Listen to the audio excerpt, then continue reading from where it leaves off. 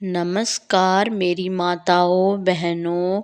आज आप सबको मैं करवा चौथ की व्रत कथा सुनाने जा रही हूँ। सबसे पहले आप सबको करवा चौथ की हार्दिक शुभकामनाएं। आप सबकी ज़िंदगी में ये करवा चौथ का त्यौहार हमेशा ऐसे ही आते रहे और आप सब ऐसे ही एक नए हर्ष उल्लास के साथ इस व्रत को रखें और इसकी कहानी सुने। तो चलिए अब मैं आपको कहानी सुनाना स्टार्ट करती हूँ।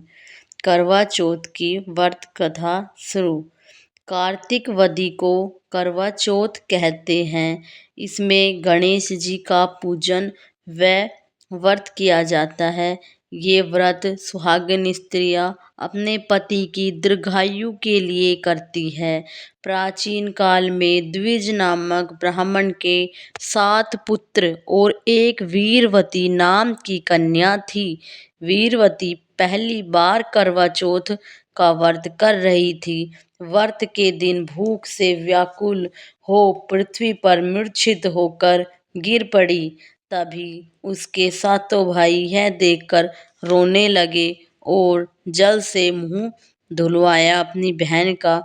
और एक भाई वट के वृक्ष पर चढ़कर छलनी में दीपक दिखाकर बहन से कहा कि चंद्रमा निकल आया तथा अब मेरी बहन तुम जाके चांद को अर्घ दे आओ। उन सारे भाइयों ने मिलके यह एक लीला रची थी ताकि वह अपनी बहन का व्रत खुलवा के उसको कुछ खिला पिला सके, क्योंकि उनसे अपनी बहन का ये रूप देखा नहीं जा रहा था।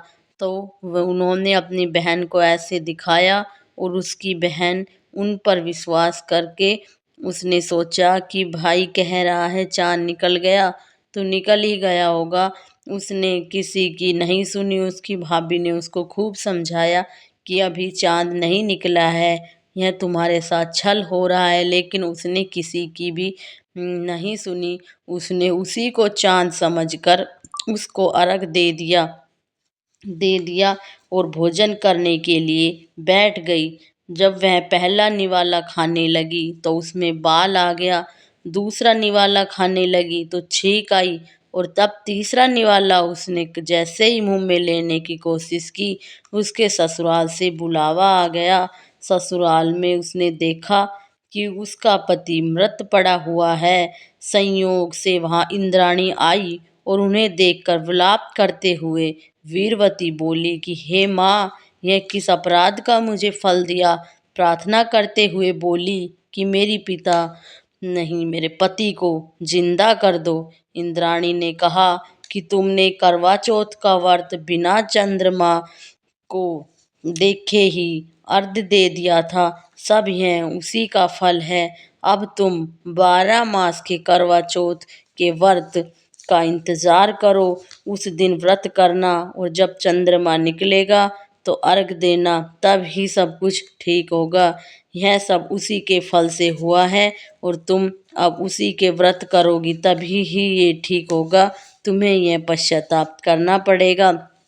ऐसे ही वह अपने पति को लेकर बैठी रही और इस बार जब व्रत आया तो उसने बहुत अच्छे से नियम के अनुसार जैसे व्रत पूर्ण होता है वैसे ही व्रत किया और चंद्रमा निकलने पर ही चांद को अर्घ दिया और अपने पूरे तरीके रीति रिवाज के साथ तैयार होकर उसने व्रत को संपूर्ण किया।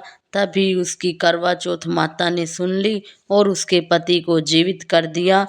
तभी से लेके आज तक यह व्रत अपने पति की लंबी आयु के लिए बनाया गया है। यह व्रत हर सुहागन स्त्रियों को करना चाहिए और जो भी इस व्रत को करे उसको पूर्ण विश्वास के साथ तथा नियम के अनुसार ही व्रत को करना चाहिए। चंद्रमा के उगने पर ही उसको अर्घ देकर ही कुछ खाना पीना चाहिए।